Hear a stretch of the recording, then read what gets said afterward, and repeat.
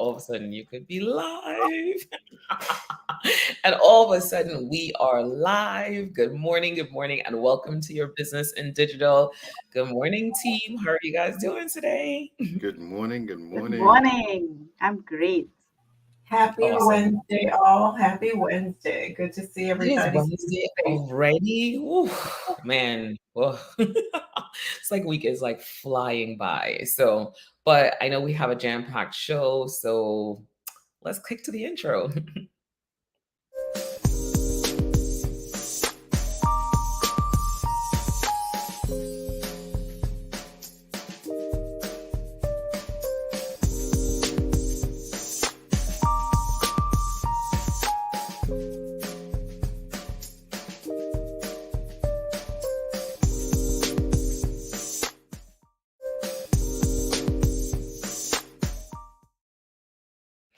All right, welcome to your business in digital. We are always super excited to be here. This is a show where we talk to you about how do you really translate your business goals into digital marketing? Do you have the right infrastructure to achieve your business goals with digital?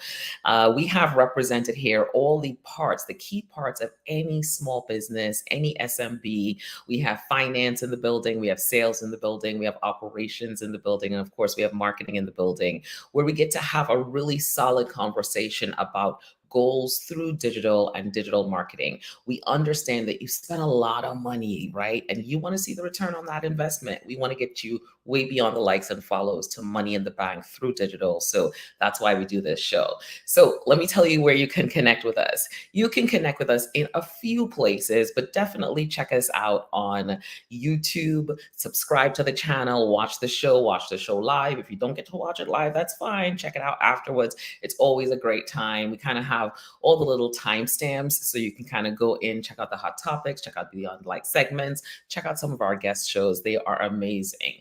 Also, you can check us out on LinkedIn. We are here hanging out on LinkedIn at Your Business in Digital. So we are live on LinkedIn right now. Good morning, LinkedIn. How are you? And if you don't like doing lives, that's fine. Check us out on our podcast. We're everywhere podcasts are found. So we're on Apple, we're on Spotify, we're on Amazon. We are everywhere we need to be. So you can definitely check us out there as well. So, all right. Yay. Well done. Well done. I'm giving myself my own round of applause. Can I have a round of applause? Yeah. Yeah, it's not as easy as it sounds. I tried on Friday and I'm like, we're on Apple, Google Place, and So this is what I like to call the clubhouse effect, right? I start finding the words, and then it's like, oh, okay, cool, this is what I say. And like 2 seconds before I'm about to say it, I'm like, I don't know what I'm gonna say. And then I black out, say some things, and then I'm like, okay, this is jiving. What's next? But the talk track is like starting to be built in. So anyway, Nia's like, on to the next thing. See? We are now going to do the recap of the last show because the last show was so awesome. It was all about outsourcing. So I'm gonna kick it over to Michael because he he managed us last thank week. you. Michael, go for it. Well, on Monday, if you missed it, as Tamara said, definitely go back and take a listen or take a look. We talked about outsourcing for small businesses, outsourcing your digital marketing. And we started off with that basic question. When is outsourcing digital marketing right for your business? Well, there are a number of different answers, whether you're looking at your internal capability, whether you're looking at cost efficiency. You definitely want to know what the agency's approach is to data and analytics. Definitely tying your KPIs to digital marketing KPIs. So you would have come with some set goals. You have something that you want to achieve, but you want to make sure that the agency you're working with, the analytics and data that you're looking at matches those goals. What outcome can you expect? Well, you want the outcome that you went in for, right? Whether it's more visibility, whether it's more sales, more leads, those are the outcomes you want. More traffic to your site. How to outsource? Well, it's the same thing. Look at who you're looking at. Is it a full service agency? Are you looking for a boutique service? Are you looking for specialized service? And for how long? Is it for an ongoing engagement, or is it for a one-off, like a campaign, a specific campaign or event? And how much does marketing cost? How much does that outsourcing cost? Well, unfortunately, the answer was it costs what it costs. It depends on what you want to do. So that's what we talked about on Monday. We had a super engaging discussion. I thought y'all would run through my 7 points in like 1 point. So if you missed it, definitely run back, take a look. Thanks, Nia.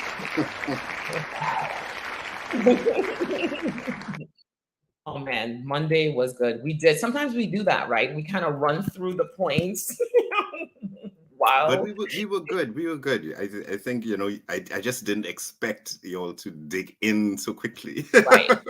on a It's Monday like morning of all. yeah, it's like sharks. They're like, come, we're like, what? We have stuff to say. We are here with stuff to say. All right. So moving on along, we are moving on along to our hot topics this week. Yeah, what are we talking about? Who is doing the hot topics and what are we talking about this morning? All right. So, Ooh. so we're going to get a bit controversial this morning, right? And I'm going to talk about what I learned from Anna. And if you're not sure, basically, there's this woman whose her name was Anna Delvey, and she basically scammed. So recently, she scammed New York's elite, right? She was an alleged heiress. If we go to the next slide, Neo. She was an alleged heiress who basically created a new identity and infiltrated New York's social elite and basically robbed them of their money, right? And this happened somewhere between 2013 to 2017. I think she was eventually caught in 2017. But why is this a hot topic now is because now, subsequent to that, the trial and all that would have made headlines now. And most recently, which is what drew my attention to it, um, she has a Netflix story. So she sold her story to Netflix. And she's also preparing a documentary and podcast upon her release. But right now she's under house arrest. And I think she's being deported, or there's paperwork to send her back to Europe, which is where she was from. Right. So the story came about most recently because of the trial and stuff.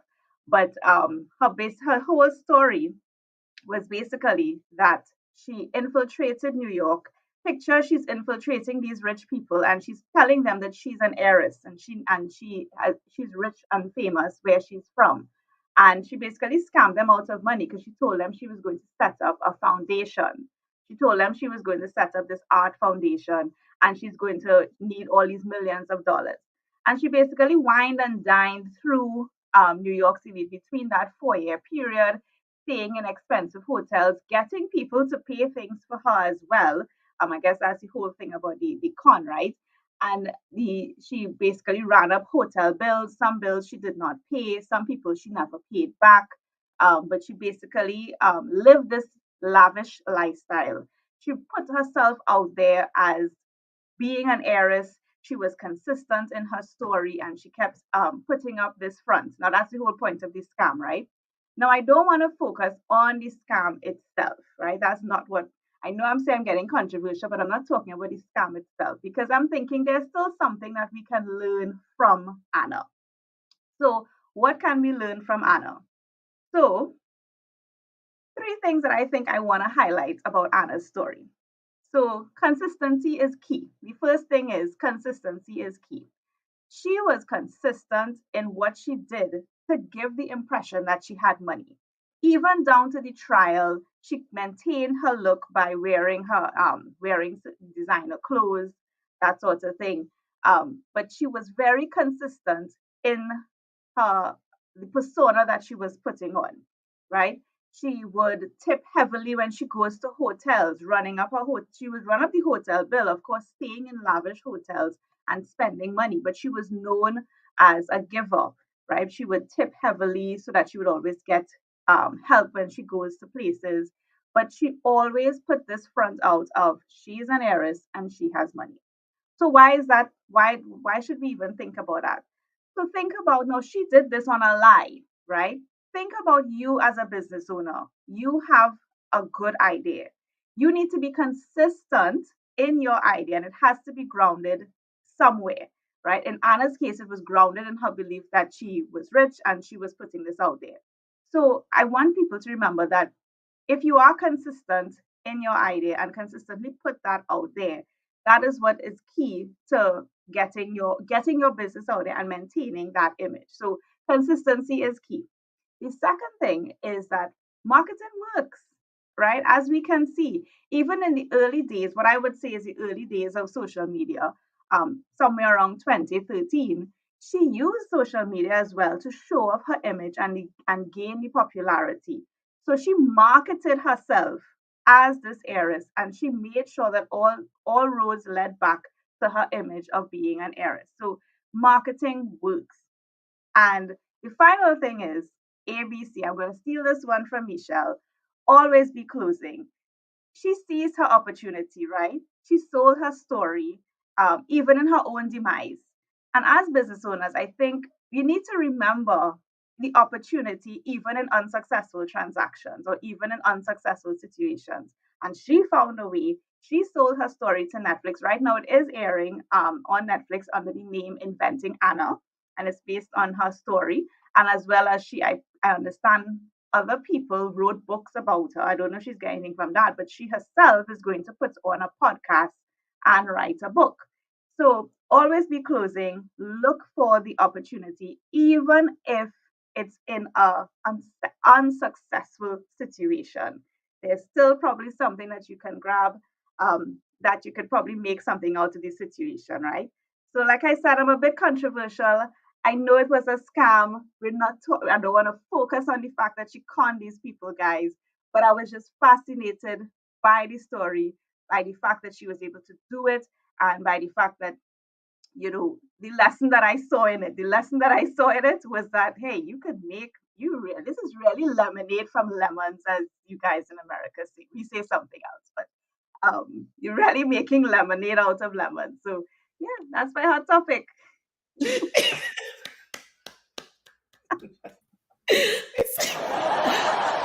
Oh, a little scary how your brain works. You're like, oh, it's funny because I too see all the good in it, but you have to kind of be like, well, it's a scam, right? But you're right. She was consistent. She created this persona and people kind of bought it. And it's super, super interesting. So I watched the series and then I was just like, and it was the series on Netflix it's kind of bad. It's kind of like B movie style, right? So it's not really great. The acting is poor, like I'm not reviewing the thing or anything, but I still I followed through because I was What is just like he? mesmerized. Like, what is Because you her couldn't help yourself. could not she couldn't help myself Listen, to understand what was the it factor and what was the thing. And I think you hit it right. She kept to her persona and she sold it and she was consistent, right? And she's still keeping up with Suna because she has 1.1 million followers on IG. And the site is Founders Art Club. So Oh, business is alive and well. she's wow. sticking to her story, consistent. She is consistent. And think about, guys, when you're consistent with your truth, right? She's consistent with some sort of lie, right? But think about if you're being consistent with what you are really offering, and that when people come in, they go, "Oh yeah, this is what you said it was going to be." Think about the success that you could find in that. I was just fascinated by how she kept up, and just in scam artists in general, that's what they do, right? They really have to put a lot of work to present this image to you, and they have to make sure all the players in the image as well works. And she did a really good job. I'm not sure. I myself just started watching the series. I'm not sure how she got caught. I'm still learning about the situation. But yeah, I'm quite fascinated by how she done. They said social media was part of it. All the life that she put out there to maintain, and the fact that, hey, I'm this heiress and I have money, and she got them good. She got them good. She is crazy. I Social was like media for this. good, not evil. It was so interesting. I thought, and just really quickly, because I know we need to move on. I found it interesting. I couldn't help but to watch it because it said, "Oh my God, she's drinking her own Kool-Aid, and everybody else is believing her." And are we on Earth 1 or 2? As I was watching it, because the amount of people who bought into who she was because she bel projected something that was so believable. So it is always be closing, like you said, and stick to that persona. She stuck to the persona, found her audience that met her need, and she wrote it to the end, even including her closing was to stay out of jail. That was her final closing component and make money even if she was in jail. So I thought she was utterly fascinating. Utterly fascinating. Only in America. Well, not only in America. There's scam artists everywhere, but maybe this is the American dream. Just okay, I'm just joking. All right, let's moving on along. Moving on, move me on. All right, so it's time for one of my favorite segments. It is called "Go Beyond the Likes," and I like to hear the dun dun dun dun. So, right? And so this morning, Go Beyond the Likes, we are talking about one of my favorite topics, digital advertising and advertising for small businesses, because we know that every dollar counts when you're doing digital advertising and you want to really see that return on investment. So let us jump in. So this is going to be a great conversation, guys, because I think it's one of those things that people are a little bit sometimes afraid of doing the advertising, right? Because they hear so many stories. They're like, how does it work? Does it only get me brand awareness? When you talk to some business owners, when you talk to the CFOs, for instance, they're just like, yeah, it doesn't work. It just gets us likes and follows. So let's dig into this a little bit. So what's the first point? Could you put it up on the screen? Which type of online advertising is best for my small business? Well, that really depends on what you're trying to accomplish, right? So if you are looking to get to the point of conversions, I always like to recommend Google Ads and even Bing Ads, because people are putting in keywords, they're searching, and if your customer journey is set up the right way and everything's aligned the right way, if they put in that keyword, there's a possibility that they will click on you once you fit the bill and move through to that place of conversion.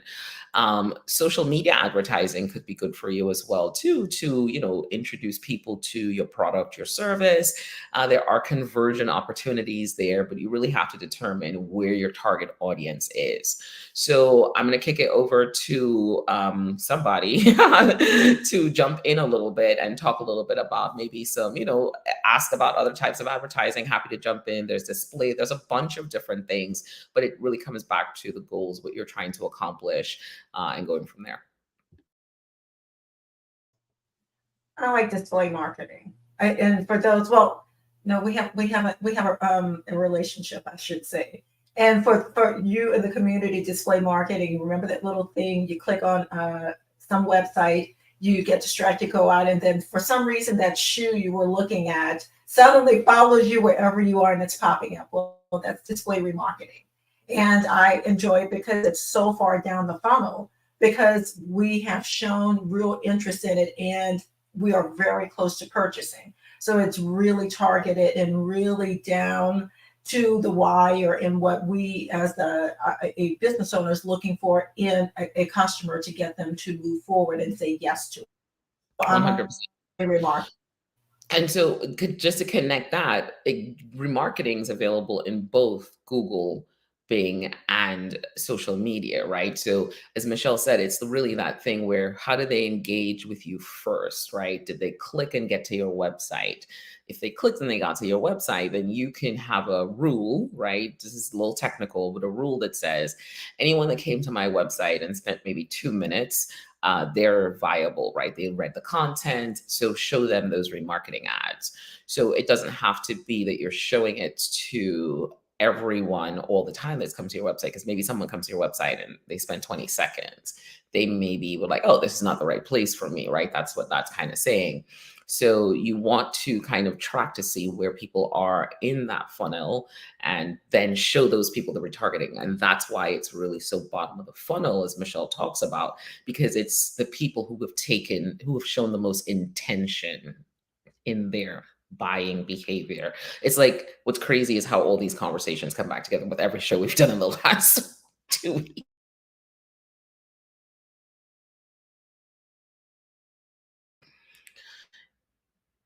Anybody wanted to add anything else to that, or we're moving on to point number two? Go for it. You can move on because you caught that last bit I was just about to ask as far as the funnel, because I was hearing that, type of Yeah, ad but versus where you are in the funnel, and I think you just answered it absolutely. yeah, yeah. Sometimes it's a little bit kind of hard to think it through, right? But it's just like, as a business owner, when you see these ads, what do you want them to do for you, and how do you want them to? How are they supposed to be working for your business? So, moving on to point number two. All right. How do I set a budget for online advertising? This is like one of my favorite questions ever, right? Because sometimes it depends on what you're trying to accomplish. It could be a little bit pricey, but setting that budget comes down to, I believe, customer acquisition costs, right? If you've been in business for a while, you should understand the cost of a customer, or your finance team understands the cost of a customer, right? To acquire that customer. So that's the conversation that you need to kind of pull back and have with your CFO to say, all right, what are we comfortable paying for a new customer? And then what's the value of that customer later on, right? Because you may say, hey, this customer cost me $3 per click, but I was able to get $4,000 from this customer. So that $3 per click is like a fraction of the value of that customer. So there's some CFO conversation in there that has to happen when you're looking at the advertising budget. And I'm going to kick it over to Andrea to kind of take this a little bit further. And then we can, of course, go around the room. Absolutely. You want to make sure before you set that budget, you want to understand, first of all, how much you can afford. So of course you're going to look in to see what kind of space you have in terms of money, but you also want to understand who is your target audience, right? Because it makes no sense taking a budget for a platform that your audience is not on. So it comes back to, well, okay, who is our target audience, and where are they hanging out, so that I'll know. And then when you figure that out, and we come back, we talk about the customer acquisition cost, you work out, well, it's going to cost me $3 to get this customer, but what is the value of the offer that I'm selling them, right? Am I selling them a $10 offer, or am I selling them a $50 offer? Am I selling something that is repeatable, so that yes, the first offer is $10, but once I get in there, I'm going to be selling them more. So you keep building that equation more in your favor, right? You want to be able to understand that. And the other thing you want to understand, oh, sorry, I did say it, the cost of the platform itself. You want to make sure you understand how expensive it is, because, like I said, if your audience is not there, then it makes no sense putting money towards that platform. But I think it really all comes back to that first part of understanding who the target audience is. So then you will know how much you are willing to spend on them. And then also understanding, well, I guess once you understand who the customer is, then all the other questions answer itself. What are they going to buy? How many times are they going to buy? Are they going to be a lifelong customer? Right? Because if you identify this person and you know that they're not going to come back, does it make sense spending all this money behind them? So that's my 2 cents on that, literally. I felt that was like 99 cents. And I think this ties into our outsourcing conversation as well. Most businesses are not managing their advertising themselves. So if you are outsourcing to an agency, a consultation in terms of what's required. So you would come with your goals. You would say, this is what I want to achieve with my advertising. And the agency might best be able in a better position to say, okay, if we're advertising on Google, then this is what it would cost based on the keyword, etc., Bing, etc., Facebook, etc. So a conversation with your marketer might be helpful. Mm. I like that one. Michelle, anything to add to that point? I'm good. I think it was perfect. I think we did a nice wrap up of that. So I've got nothing to Sweet. add on this particular. All right, perfect. Awesome. So point number 3. how do I create effective online ads? And this is a good one, right? So this is actually where I would kind of piggyback on what Michael was saying. This is where you really, really want to work with an agency. And this is where you want to also have the agency understand best practices.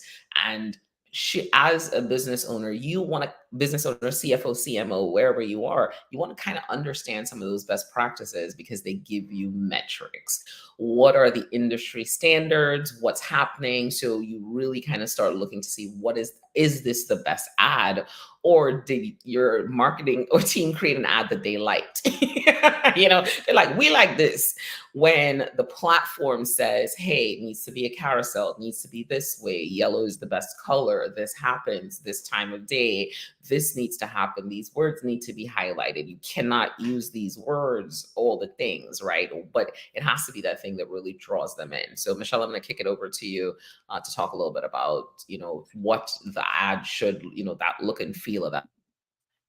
From a sales perspective, I think it is really important for us as a business owner who are engaging people and paying them for their expertise in this space to allow that process to work with your input for a couple of reasons. It's not our center of greatness in most parts. We are really great at what we know about our business, but not those key things that make people lean in and say yes to us, that catches their attention, and those visuals and those key words, like you said, time of day that meet that demographic.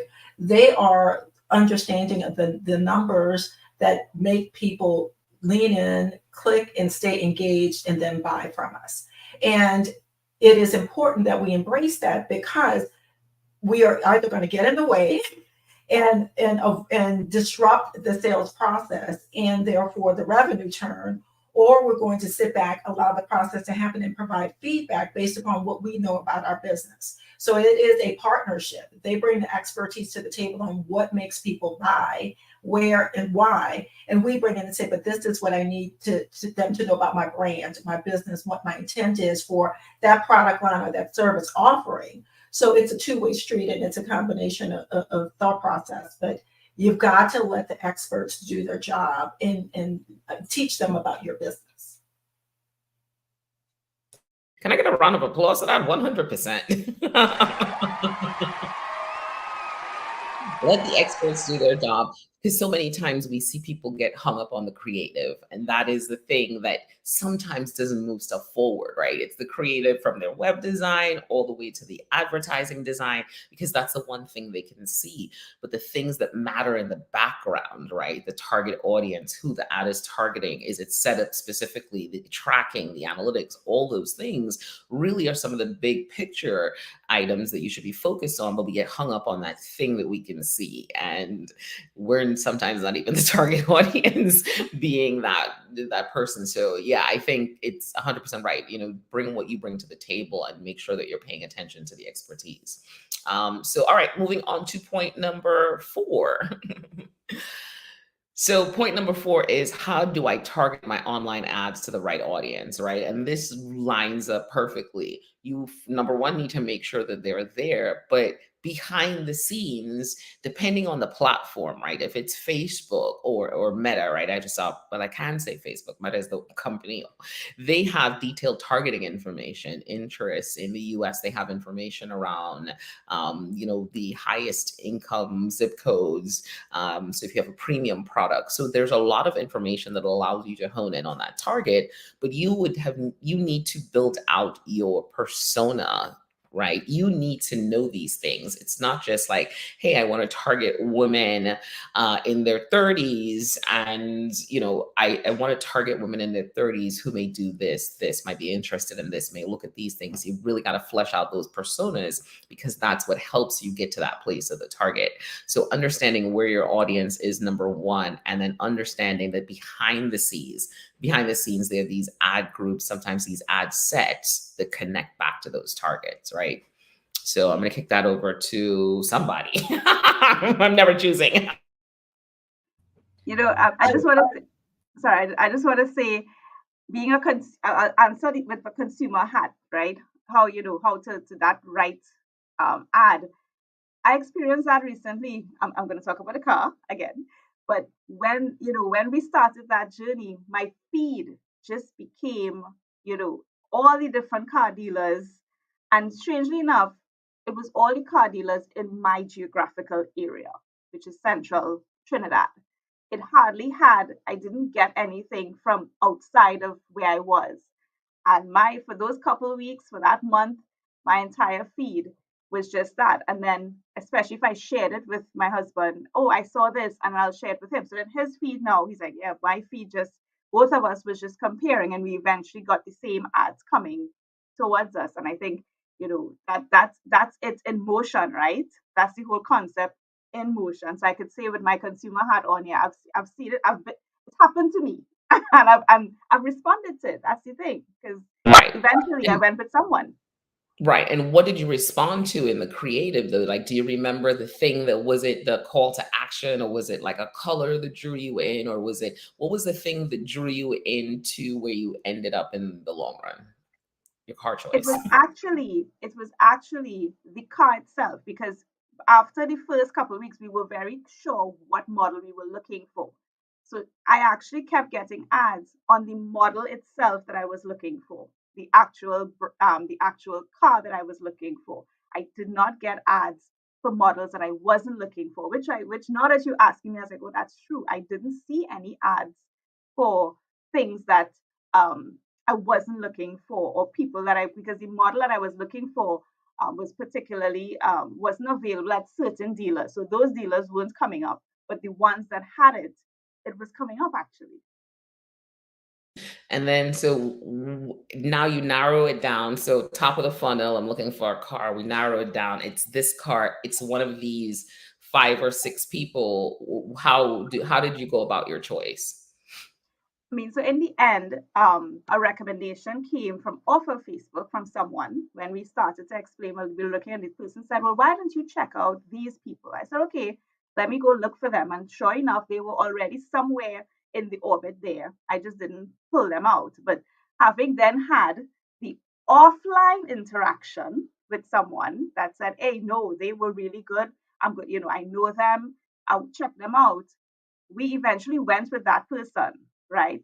But we were in a space already that we had the information. So it was just a matter of, oh, they're in there. Let me go look for them then. And I was like, oh yeah, I did see them. I was like, but I didn't really get to them as yet, so I didn't really assess them yet. But that offline recommendation is what then further confirmed what we were doing online, and eventually we took the business to that particular person.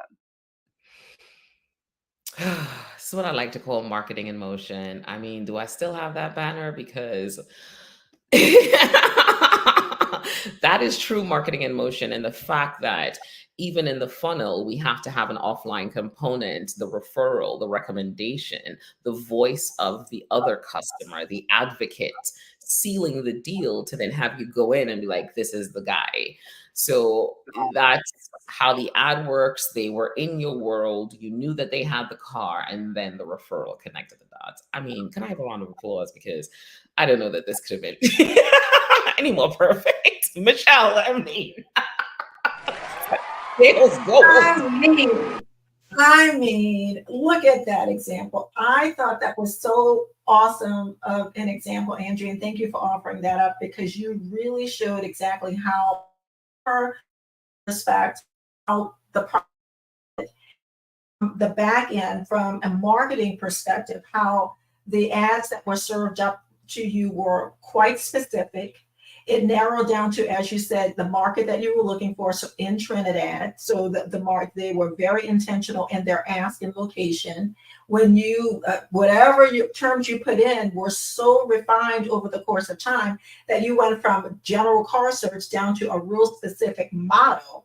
And they said, "Oh, you want to play with me? Sure, I'm happy to date you, and let's get a bit more serious. I'm going to show you things that you really like, so I'm going to really capture who you are." And there were so many other engaging things that you did that, again, online, offline, that we've talked about this season and the last 2 seasons, about keeping that relationship in the know, like, trust going. So you're now trusting the information that you're hearing, and they gave you the ability to then go and close the deal. So it is exactly, you were fishing, they were in the right pond, where the target audience was to seal the deal. I love that example. You're just such a fine sales example. Thank you so much. There we go. And that's how the online advertising can work. That's exactly how it could work, right? So, such great information. And then, but I think what was important too in that, it's the voice of the customer who has had the experience. So, the post sale advocate is also important, right? So, while we're talking about the online advertising, we see that there's a holistic strategy at play, whether it's intentional or not. Their customer service is so good that they got the referral that took it to the next level. So advertising does not stand alone. It really has to be holistic. So Mike, what you got?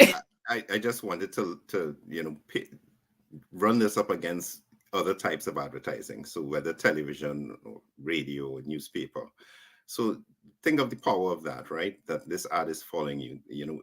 On television, it's just going to be that cycle of ads, right? But now you're getting this ad in front of you from the time you've started that journey. You've shown interest in something. Andrea, yes, great example. So that's going to be more in your face, for a longer period of time as per, television, where I'm going to wait till next night around this time. Maybe I'll see the ad again. Maybe I'm super interested and I can't get my way to see it. But if we've targeted the right people, the ad's going to be there all the time.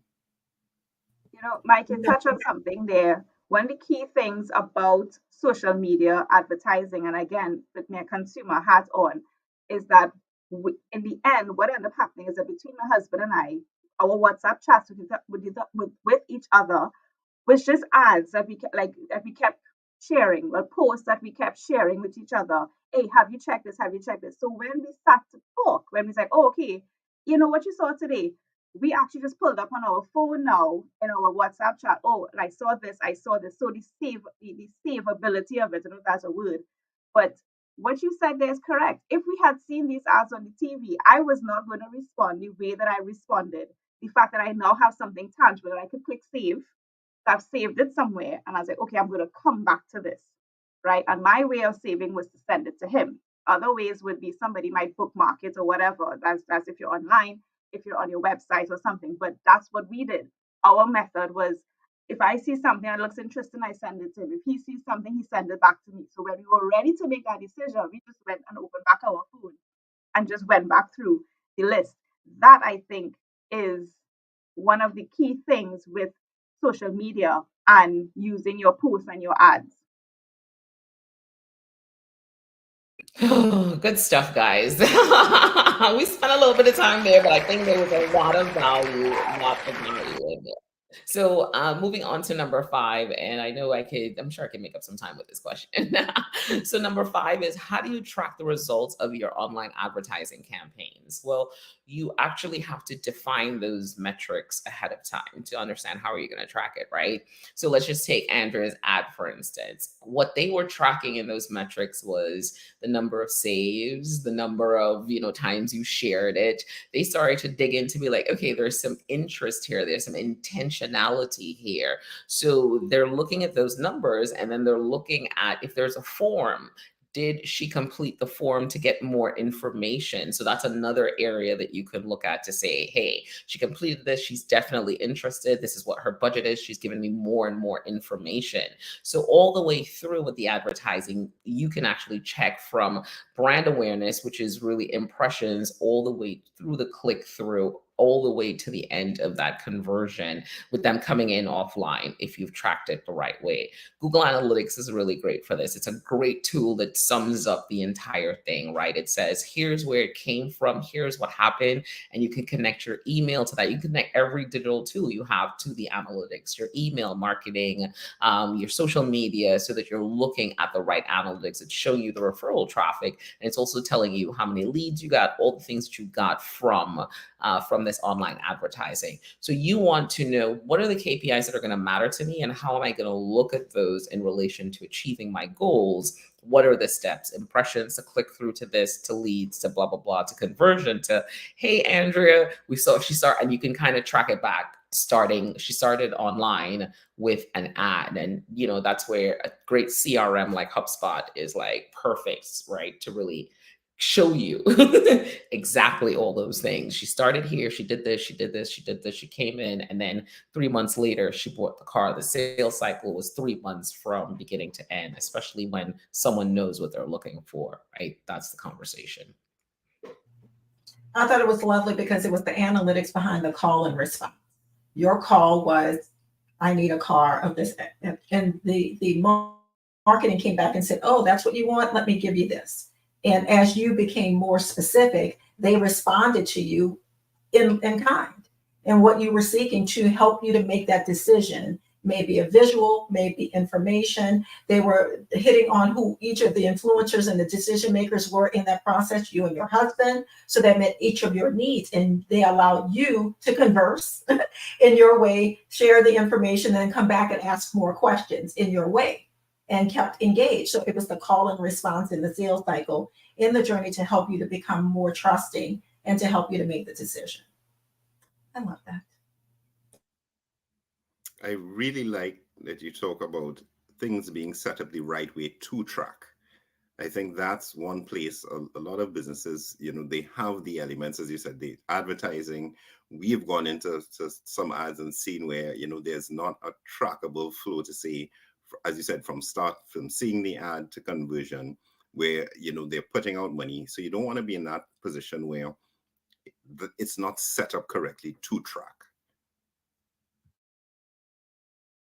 One other thing, and then I know we need to move on. The interesting piece too is in that sales cycle and what you did, the marketing moved with you, and it showed that the process is not linear.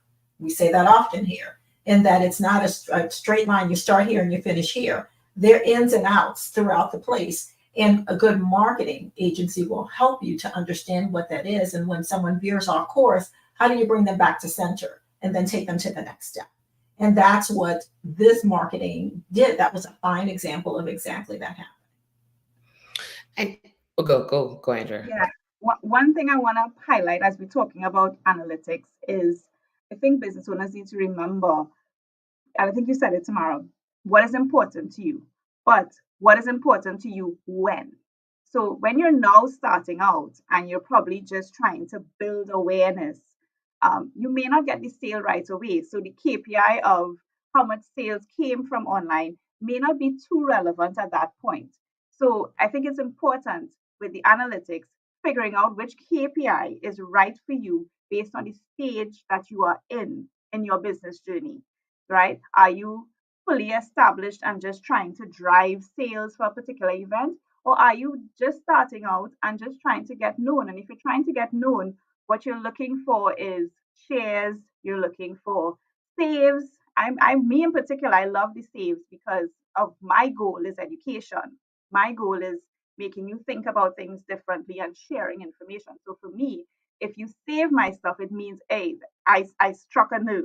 I said something that you would like to hear more about, or I said something that you want to learn. So saves are very important to me. But for somebody else, it may not be, right? Because what they're concerned about is I want to see a little bit of virality coming in. I want to see much more posts getting out there. I want to see shares. I want to see engagement because that helps build the brand. As you go along and you mature, it may change. And now it's about, okay, it's time to reap the money coming in. So I just want to make sure that people understand that when we say analytics, there are a lot of analytics, but you need to pick the one that makes sense for you based on the stage that you're in. 100%. I love the analytics. All right, we could stay here all day long. All right, so on to the next point. I love this one as well. I love analytics and I love optimization because the heart of every digital strategy that is working is optimizing it over and over and making it better and better and better. How can I optimize my online advertising campaigns for better performance? So it comes back to those KPIs and understanding what those KPIs are and what do they mean, right? So this is where there has to be a little bit of education when you're working with an agency to know what are the new things I'm looking at, because you can look at the ad, right? So wherever it is, Google, where if it's on Facebook, Instagram, wherever, TikTok, the first thing is, what is that click-through rate, especially if you're looking for conversions, right? I talk about this all the time. The click-through rate is the indicator of if people even want to come to your party. They're like, I don't, yeah, oh, all right, I'll go. That's the click-through rate. That says, you know what, there's something here after this. I want to click through. I want to see some more. The landing page, right? So if that click-through rate is a high click-through rate, you're like, okay, cool. They wanted to come to my party. The ad was engaging enough to draw them in. If that click-through rate is low, we need to make some adjustments because people are like, I don't know if I want to come to that party, right? So that's kind of where you want to think about it. Then where are you putting them? Are you dropping them on a landing page? Does the landing page even look remotely like the ad that they came through? The click-through rate was high. Is the landing page and the ad like first cousins? Because first cousins, you kind of put them up together and you're like, oh wow, they all look alike, right? So people need to feel that feeling of that consistency, that cohesive. So now you're looking at the landing page, and when people come to the landing page, do they stay on the landing page? Because you've put on all this great content. You have a video, you have some things that talk about your brand. Well, are they spending 20 seconds, right? Because if they are, then something's there that you need to fix. Is it mobile friendly? Is it, what does it look like on the mobile phone? Is it doing what it needs to do? So optimization comes down to these key metrics that are telling you the story. They wanted to come to the party, they came into the party, and then they came to the party and they were like, yeah, you know what, we had a really good time here. I want to learn a little bit more from them. Let me give them my email address. Or maybe not, I don't want to give them my email address, but I spent 2 minutes, I didn't give them my email address.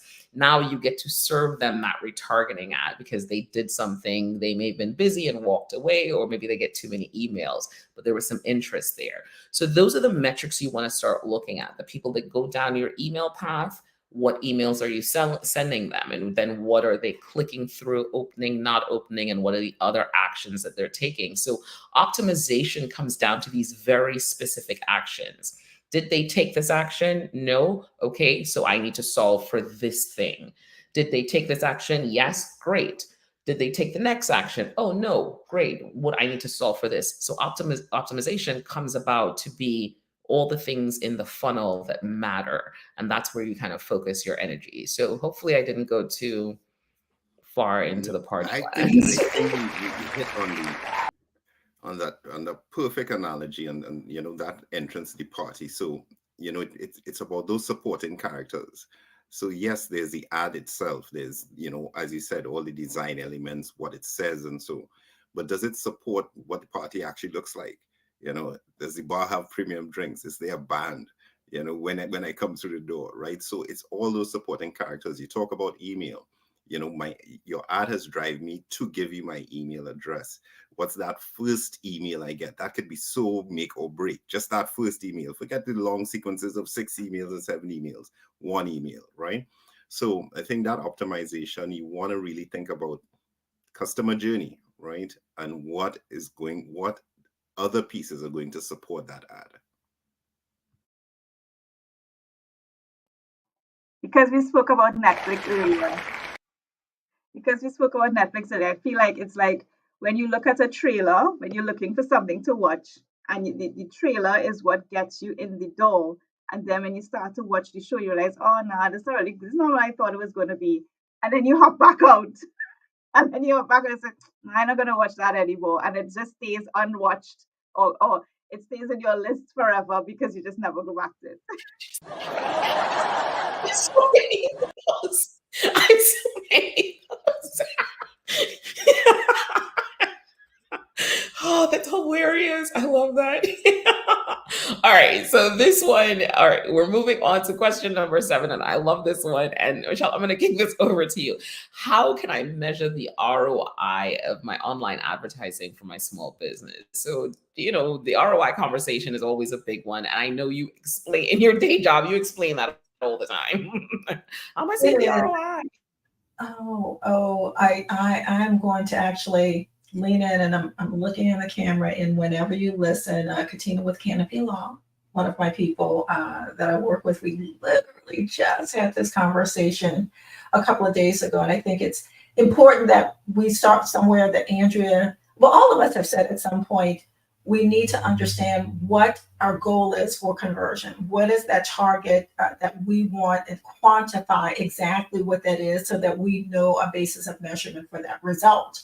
So, Tamer, you go all the time and you speak about Google Analytics, a place that helps us to define it so that we're taking the emotion and the feeling out of it, and we're looking at raw and real statistics so that we may understand where we're going, and then calculate what that is. If this is the cost for what I'm doing, what revenue I'm expecting, backing out what that cost is for the advertising, and what is my net result of that, and did we gain from that? What was it? What's the growth that we were seeking? As Andrew said, depending on where we are, what was that basis of measurement that we were seeking, and did we achieve it? And then if not, how do we modify it a bit? Or if we did, how do we, capitalize on that and move forward with it? But I think you need to have a real basis of understanding of what that is. And if you don't, the marketing agency that you're working with will help you understand and come to an agreement on what it is that you're looking for together, so that you both find success in the same place. And I think that's really key, and that you are together with your partner and agreeing, because if your measurement of success and theirs are two different things, you won't be pleased with the end result if you're not aligned. So I think that is really, really key in understanding that piece. But Katina, we just talked about this. Such a good answer. It's like chop, chop, chop, chop, chop. Banker, do you have anything to add to this conversation? And just before we go, like I forced the issue with her and say, define what that is. A basis that an average would be a 5-to-1. So whatever this investment is, look for a 5-to-1, and that means what in your world? One sale, two sales? How many? Let's back up. How many introductions do we need to get to that place? So I gave her something in her mind for her to have as the point of measurement. Like, did I get to that gas station? Oh yeah, I'm here. Then my next point of place is the next block where the food place is, the restaurant is. So point of measurements that are important to keep you aligned and in the right place. Love a good ROI. Anything else from you guys? No one I wants to mean, add, Michael? it's key to understand timeline here. I think anytime we're talking return, we are talking time as well. So, you start to run ads, you want to know how long are you running ads, what is it connected to as far as your business output, your sales, yes, but over what period of time, because it's not linear necessarily, the return that you'll see, right? 100%. Guys, this was such a great conversation today around online advertising. And so I'm going to kick it over to each one of you to kind of give you a quick, final thoughts on this. I'm going to start with Michelle. What are your final thoughts around online advertising for small and medium businesses? I think it is a dependency that is required for you to meet your end goal. At some point as you're trying to scale your business and grow your business, it can't just come by referrals. You've got to get your name out there in the spaces, in the ponds where you are correct and right. So add it as the dependency. It's going to help you to be successful. It's not just an expense. It will help you to get to your goal and where you're trying to grow. Go for it, Andrea. You know, online advertising for small business is the go-to right now because as we realize traditional media is very expensive. No, we cannot afford billboards, we cannot afford TV ads.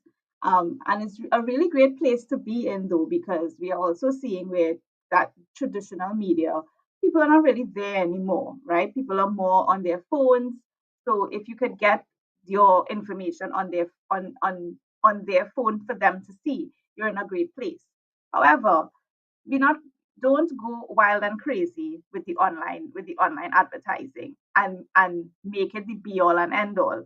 We need to make sure that it's being done with a proper strategy. We need to make sure it's being done in line with the goals that you set out. As I mentioned before, making sure that you understand not just who your customer is, but also where you are in the business journey as well. I think that is absolutely critical because if you do the wrong thing at the wrong stage and you get a bad result, you get discouraged. And that's where people say, well, it didn't work. I put out ads and I didn't make any money, right? Well, that was because you didn't do it in line with a strategy and in line with the right analytics. So it's very easy to do online advertising. And I think that's also the catch. It's very easy. In 5 minutes, you can have an ad going out there as opposed to traditional media. But do not discount its ease for a quick results and the be all and end all, because it still has to be done with a level of strategy.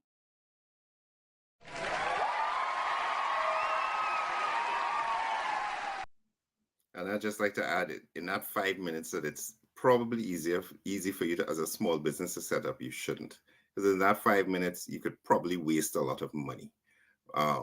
I think this is one area where I'm not doing a shameless plug, but I think this is where businesses really need to reach out to an advertising agency, to a marketing agency.